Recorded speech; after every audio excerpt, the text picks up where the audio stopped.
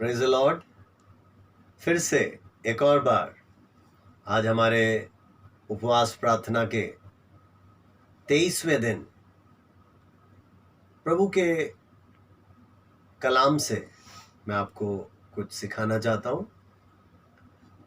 हालांकि इतने दिनों से हमने कई विषयों के लिए प्रार्थना की, कई वचन को हमने सीखा और प्रभु हमें ताकत दे रहा है, प्रभु हमें बल दे रहा है। कई विश्वासियों से मैंने बातचीत की, प्रभु के दासों से बातचीत की, तो इस तकलीफ के घड़ी में भी सचमुच में कुछ नया वो महसूस कर रहे हैं, अनुभव कर रहे हैं। और मेरा यही प्रार्थना है आप सभी और उसके बड़े बड़े कार्यों को और उसके चमत्कारों को देखें, महसूस करें, उस परमेश्वर को आप और जान सकें। आमीन। आज जो वचन मैं आपके बीच में लाना चाहता हूँ वो इस बात पर जोर देगा कि इस परिस्थिति में हमारा प्रतिक्रिया क्या होना चाहिए। What should be our response in the midst of COVID-19? या इस बीमारी या महामारी के बीच में मसीही लोगों का या विश्वासियों का या मेरा और आपका कर्तव्य क्या होना चाहिए, जिम्मेवारी क्या होना चाहिए, हमारा रिस्पॉन्स, हमारा प्रतिक्रिया क्या होनी चाहिए। हालांकि काफ़ी प्रतिक्रियाएं मैं बता सकता हूं, लेकिन आज इस वीडियो में मैं दो प्रमुख प्रतिक्रिया को आपके सामने बांटना चाहता हूं। ठीक है, उसमें से पहला प्रतिक्रिया भजन 106 और उसके 23 में लिखा है, Psalms 106 verses 23। मैं आपके लिए पढ़ देता हूं। यहां पर ऐसा लिखा है, So he said he would destroy them had not Moses, his chosen one, stood in the breach before him to keep his wrath from destroying them। Hindi में अगर पढ़ोगे भजन 106 का 23, तो वहां ऐसा लिखा है, अगर मूसा जोखिम लेकर बीच में खड़ा ना होता, मध्यस्थी नहीं करता, तो मैं उन इजरायलियों को कब का नाश कर देता। मैं अपना दंड उनके ऊपर उंडेल देता, मैं उनका सत्यानाश कर देता।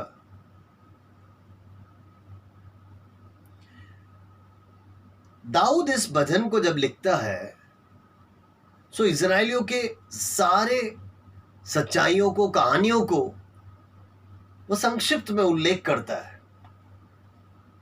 तो ऐसे में दाऊद ऐसा क्यों कह रहा है, ऐसा यहां क्यों लिखा है कि अगर मूसा नहीं होता तो परमेश्वर इजरायलियों को नष्ट कर देता,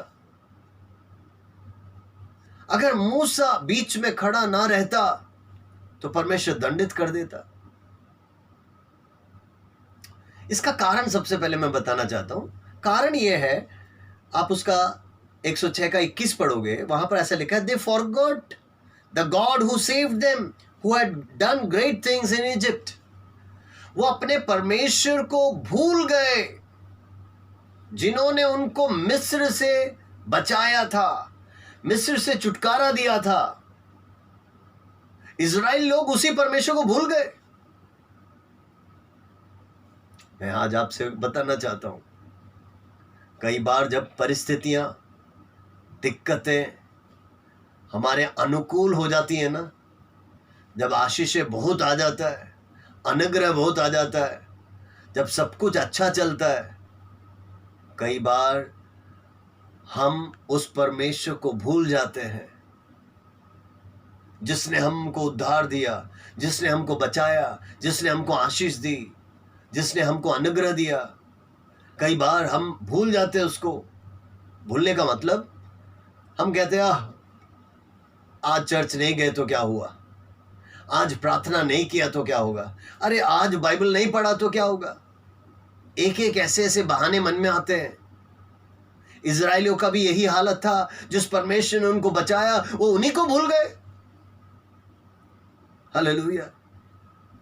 उसके बाद परमेश्वर ने, आगे बढ़ोगे तो ऐसे लिखा है, परमेश्वर ने इतने सारे चमत्कार किए, पराक्रम के काम किए, चिन्ह दिखाए, वो सब भूल गए। वर्सेस 25 में ऐसे लिखा है, they grumbled in their tents and did not obey the Lord. वो अपने तंबुओं में कुड़कुड़ाए और परमेश्वर की आज्ञा का पालन नहीं किया। इजराइलियों की गलतियां मैं समझा रहा हूं। 24 में ऐसे लिखा है, then they despise the pleasant land, they did not believe his promise. प्रभु ने जो अच्छा वायदा किया हुआ जमीन, वायदा किया हुआ देश, उसको तुच्छ जाना, परमेश्वर के वायदे पे विश्वास नहीं किया। 28वें पद में लिखा है, they yoked themself to the Baal of Peor and ate sacrifices offered to lifeless gods. 28वें पद के अनुसार कि उन्होंने बाल के देवी देवताओं के साथ गलत जुए में जुट गए। उन्होंने उनको उन मूर्तियों को अर्पित किए हुए भोजनों को खाया।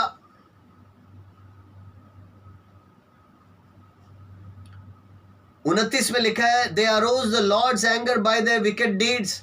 उनके बुरे काम, गंदे काम, खराब कारणों के द्वारा परमेश्वर का क्रोध को भड़काया। And a plague broke out among them.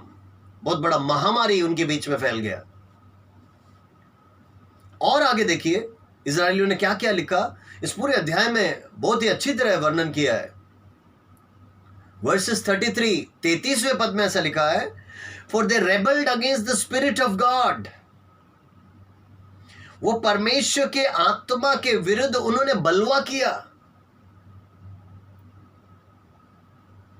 34, they did not destroy the peoples as the lord had commanded them. जिस रीति से परमेश्वर ने उनको आज्ञा दी थी कि इन लोगों को नष्ट करो, उन्होंने नष्ट नहीं किया।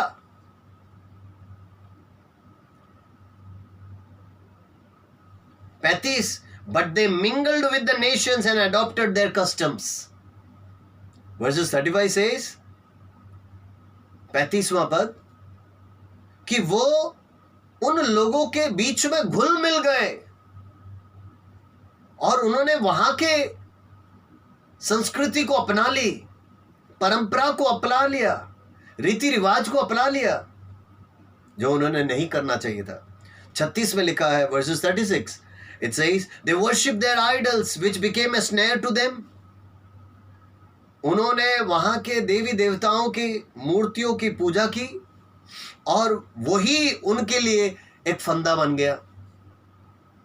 और आगे देखिए क्या लिखा है, they sacrifice their sons and their daughters to demons। पिशाचों के, शैतानों के सामने उन्होंने अपने बेटे बेटियों को बलि अर्पण कर दिया। 38 verses 38 says, they shed innocent blood। निर्दोष का लहू उन्होंने बहाया। Blood of the sons and daughters, अपने ही बेटे बेटियों का लहू बहाया। आप इन आयतों को पढ़ेंगे तब आपको पता चलेगा कि इजरायलियों ने क्या क्या गलतियां की। एक दो पद और समझा के मैं आगे बढ़ूंगा। 39वां पद verses 39 says, they defiled themselves by what they did, by their deeds they prostituted themselves। उनके कामों के द्वारा उन्होंने परमेश्वर के विरुद्ध बुराई की, दुष्टता की और वे व्यभिचार के पीछे चले गए, गंदे कामों के पीछे चले गए। हमने भूलना नहीं, हमने 21वें पद में क्या पढ़ा था। वहां पर ऐसा लिखा था, जिस परमेश्वर ने इजराइलियों को मिस्र से बचाया था, उसी परमेश्वर को ये लोग भूल गए और भूल कर ये सब करने लगे। और ये सब करने लगे तो आगे देखिए मूसा क्या बताता है। मूसा कहता है 40वें पद में, Therefore the Lord was angry with his people। तब परमेश्वर अपने लोगों से क्रोधित हुआ। Hallelujah, hallelujah. मेरे प्रियो, अब आपको पृष्ठभूमि या बैकग्राउंड समझ में आ गया होगा कि किस कारण से परमेश्वर को क्रोध आया। तो ऐसे गलतियां और ऐसे पाप बढ़ गया कि परमेश्वर को क्रोध आया और परमेश्वर ने ठान लिया कि मैं इनको नष्ट कर दूंगा, मैं इनको नष्ट कर दूंगा। लेकिन मेरे प्रियो, आज पढ़ा हुआ जो मुख्य विषय या मुख्य जो आयत है उसको आप पढ़ेंगे तो इन सब का उत्तर लिखा है। वहां पर क्या लिखा है? परमेश्वर इन सब पापों, इजराइलियों के पापों को देखकर क्रोधित हो गया, दुखित हो गया और उन्हें नष्ट करना चाहता था। लेकिन मेरे प्रियो, इन इजराइलियों के ऊपर जिस अगुवे को परमेश्वर ने चुन के रखा था, वो मूसा ही परमेश्वर और इजराइलियों के बीच में मध्यस्थी के रूप में खड़ा हो गया। और वो बीच में खड़े होने के कारण, हालेलुया, परमेश्वर ने कहा मैं इजराइलियों को नष्ट नहीं कर सकता। क्यों? क्योंकि मेरे और इजराइलियों के बीच में कोई खड़ा है जो विलाप कर रहा है, जो मध्यस्थी कर रहा है, जो उनके लिए क्षमा मांग रहा है, जो माफी मांग रहा है, जो उनके लिए मन फिरा रहा है। आमेन, आमेन। सो ऐसे महामारियों के बीच में जिस परिस्थिति में हम हैं, संसार है, इन परिस्थितियों के बीच में मसीही लोगों को या मुझे और आपको जो प्रतिक्रिया देनी है, जो रिस्पॉन्स देना है, पहला प्रतिक्रिया ये है जो मूसा ने किया, वो ये है हम मध्यस्थी करें। Let us mediate for our land, let us mediate for our nation, for our earth, for all the countries of the world. हमको देश देश के लिए, जाति जाति के लिए, भारतवर्ष के लिए, भारत के विभिन्न राज्यों के लिए, हमारे महानगर मुंबई के लिए हमें विलाप करना होगा, हमें मध्यस्थी करनी होगी, हमें मीडिएशन करना होगा। और मेरे प्रियो, जब हम मीडिएट करेंगे, जब हम बिछुआई करेंगे, जब हम मध्यस्थी करेंगे, तो आपको मालूम है क्या होगा? वो परमेश्वर देखेगा नीचे की ओर और वो कहेगा मैं इस भारत देश को नष्ट नहीं कर सकता, क्योंकि उस प्रभु और भारत देश के बीच में वो कुछ प्रभु के संतान, वो कुछ लोग खड़े हैं, वो विलाप कर रहे हैं, वो माफी मांग रहे हैं, वो रो रहे हैं, वो प्रार्थना कर रहे हैं। ऐसा है तो मैं नष्ट नहीं कर सकता। Hallelujah, hallelujah. सो मेरे प्रियो, आप जहां कहीं भी इस वीडियो को देख रहे हैं, इस वचन को सुन रहे हैं, मैं आपको समझाना चाहता हूं, हमारा प्रतिक्रिया डर का नहीं होना चाहिए, हमारा प्रतिक्रिया भयभीत हो जाने का नहीं हो, लेकिन हमारा प्रतिक्रिया जो सबसे पहले आनी चाहिए वो है कि हम मध्यस्थी करें। एक व्यक्ति मूसा के मध्यस्थी के द्वारा परमेश्वर ने इज़राइल को बचा लिया। परमेश्वर ने कहा अगर मूसा नहीं होता मैं नष्ट कर देता। Praise the Lord. प्रभु की महिमा हो कि मूसा के जैसे प्रभु के दास थे, मूसा के जैसे अच्छे अगुवे थे। हालेलुया। आज कलीसियाओं को ऐसे अगुवों की जरूरत है। आज वो राज्यों को, देश को, देशों को ऐसे अच्छे अगुओं की जरूरत है, क्योंकि अगर ऐसे अच्छे अगुए मध्यस्थी करे, मन फिराते हुए प्रभु के चरणों में आए और उसके सामने आंसू बहाएं, प्रार्थना करे, विलाप करे, मीडिएट करे, तो वो परमेश्वर क्यों नहीं माफ करेगा? वो परमेश्वर क्यों नहीं चंगाई देगा? जरूर करेगा मेरे प्रियो। हालेलुया। तो यहां पर जो शब्द मेरे इस इंग्लिश के अनुवाद में लिखा है वो है He stood in the breach before him. Breach का जो अर्थ है, कई अनुवादों में He stood in the gap लिखा है। वो दरार में खड़ा हो गया। ब्रीच का मतलब ही है कोई दीवार जिसका बीच में से क्रैक आ गया हो, दरार आ गया हो, कोई शहरपना जो बीच में से टूट गया हो, एक छोटा सा छेद जहां से शत्रु घुस सकता है, या जहां से वो पूरा दीवार कमजोर हो जाता है और उसको तोड़ने में और भेदने में और उधर से घुसने में आसानी हो जाती है। तो ऐसे उस छेद में या ऐसे उस गैप में मूसा खड़ा हो गया, और मूसा खड़े होने के कारण परमेश्वर ने इजराइलियों को नष्ट नहीं किया। क्यों? प्रभु का दास मूसा वहां खड़ा हो गया। आमीन। क्या मैं और आप हमारे नगर के लिए, क्या मैं और आप हमारे महानगर इस मुंबई के लिए, हमारे राज्य महाराष्ट्र के लिए, हमारे भारत देश के लिए, क्या हम खड़े नहीं हो सकते? Hallelujah, hallelujah. क्या हम मीडिएट नहीं कर सकते? क्या हम बिछवाई नहीं कर सकते? मेरे प्रियो, अगर हम बिछवाई करें तो प्रभु अपनी महिमा जरूर दिखाएगा, प्रभु अपना जलवा जरूर दिखाएगा। Hallelujah, hallelujah, praise the Lord, आमीन। अगर यहेजकेल का पुस्तक पढ़ेंगे, उसमें बहुत ही सुंदर सा एक वचन है, मैं आपको पढ़कर सुना देता हूं। यहेजकेल उसका 22वां अध्याय और उसका 30वां पद।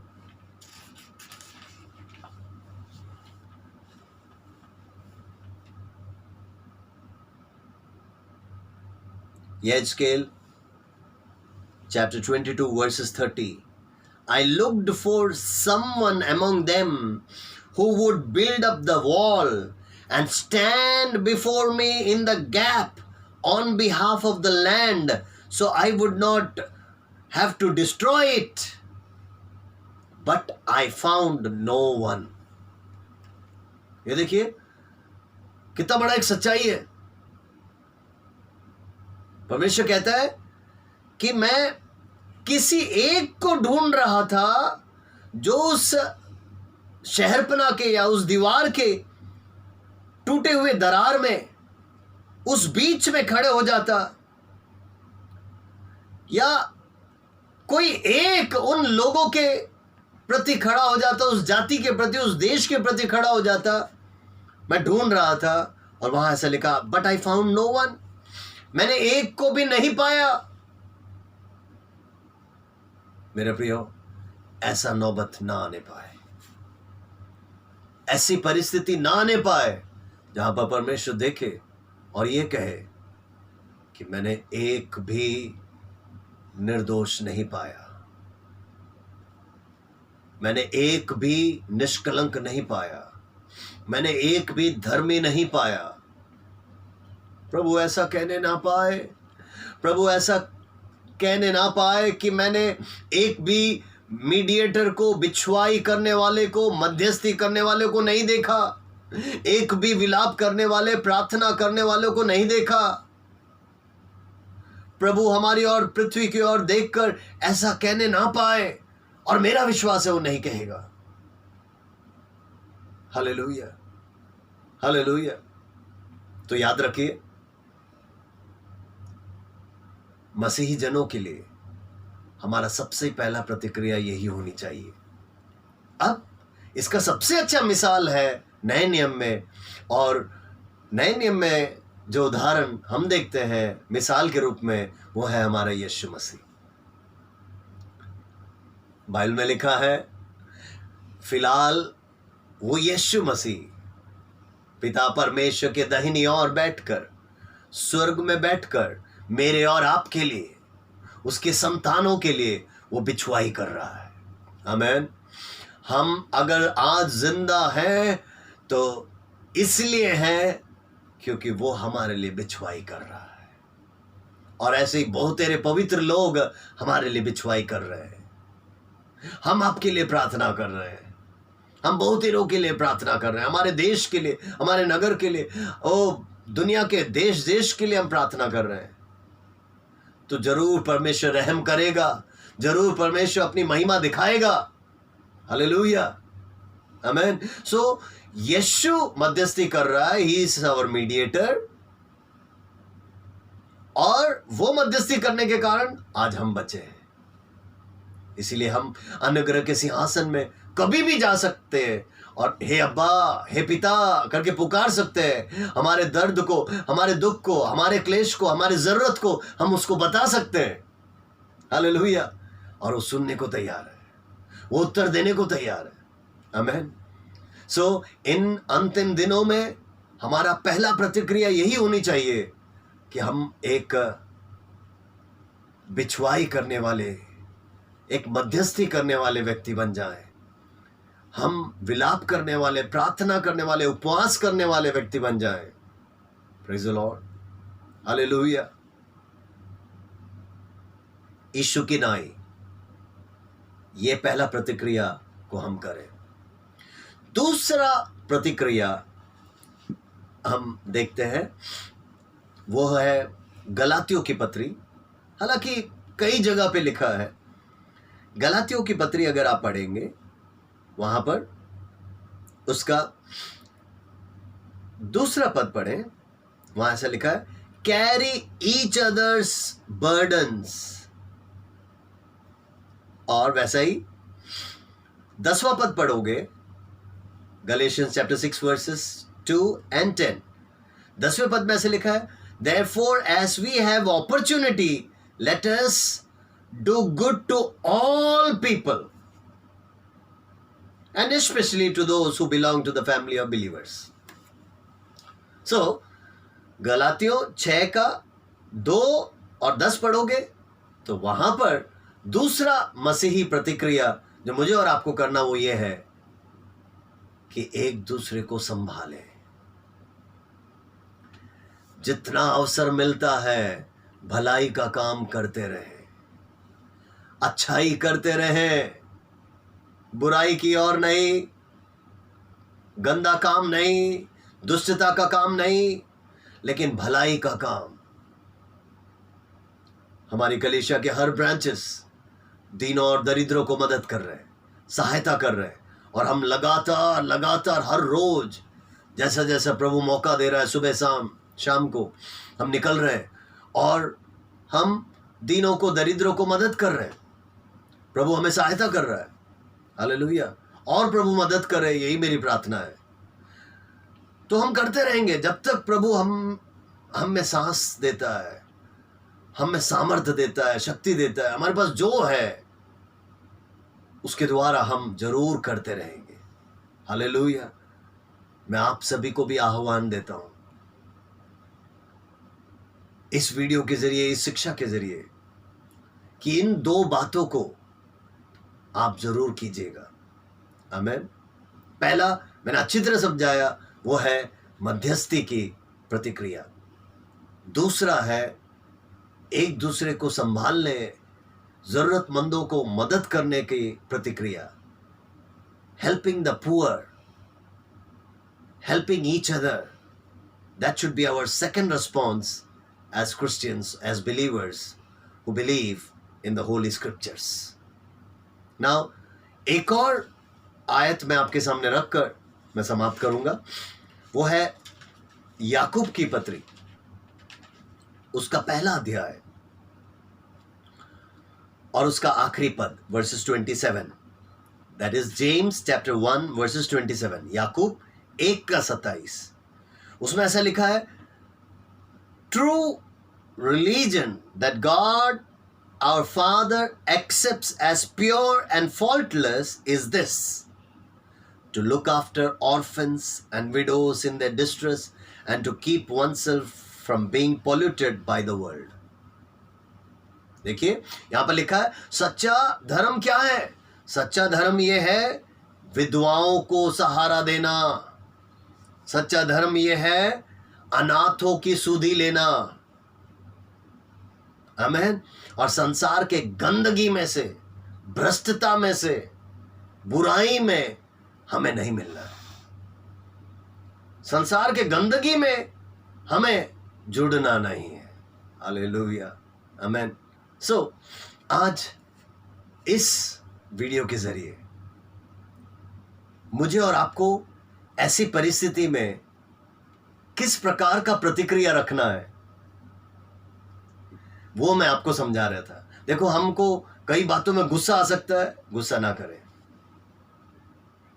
कई बातों में दुख आ सकता है, वो सही बात है, दुख आएगा, लेकिन डरने की जरूरत नहीं।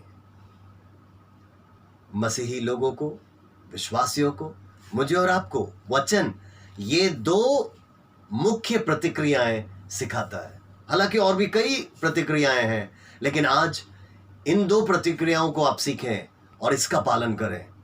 प्रभु कई प्रार्थना वीरों को खड़ा करे, प्रार्थना योद्धाओं को खड़ा करे, जो मध्यस्थी करे, जो विलाप करे हमारे देश के लिए, हमारे राज्य के लिए, हमारे नगर के लिए, देश देश के वासियों के लिए। विभिन्न देश आज परेशानी में, दिक्कत में, उनको मालूम नहीं क्या करें, कैसे संभालें, क्योंकि हजारों प्रतिदिन मर रहे हैं इस महामारी से। ऐसे में हमारी प्रतिक्रिया उनके लिए प्रार्थना करने की होनी चाहिए, उनके लिए मध्यस्थी करने की होनी चाहिए, जो हमारा पहला प्रतिक्रिया है। और दूसरा प्रतिक्रिया कि हम एक दूसरे को संभालें, एक दूसरे की ज़रूरतें पूरी करें, दीनों और दरिद्रों की सुधि लें, उनको मदद करें, विधवाओं को, अनाथों को सहारा दें, बुजुर्गों को संभालें। ये सब पवित्र कलाम हमें सिखाता है। प्रभु इन वचनों के द्वारा आप सभी को बहुत आयत से आशीष दे। आइए मैं आपके लिए प्रार्थना करूंगा। अपनी आंखों को बंद करें। हे स्वर्गीय पिता परमेश्वर, जहां कहीं भी इस वचन को लोग सुन रहे हैं, तेरे बच्चे जो इस वीडियो को देख रहे हैं, प्यारे प्रभु जी, हम प्रार्थना करते इसी समय तेरा आशीष, तेरा अनुग्रह तो उनके ऊपर उंडेल दे। और प्रभु जी, इन दो प्रतिक्रियाओं को इन दिनों में करते रहने के लिए तू इन्हें मदद कर, तू इन्हें सहायता कर। धन्यवाद प्रभु जी, तूने हमसे बातचीत किया। धन्यवाद तेरे वचन के लिए, जिसके द्वारा हमने कुछ बातें सीखी। सारा आदर, महिमा, इज्जत और जलाल प्रभु यीशु हम तुझे देते हैं, और ये छोटी सी विनती यीशु के मीठे नाम से मांगते हैं, आमेन। प्रभु आप सबको इन वचनों के जरिए बहुत आयत से आशीष दे। धन्यवाद, आमेन।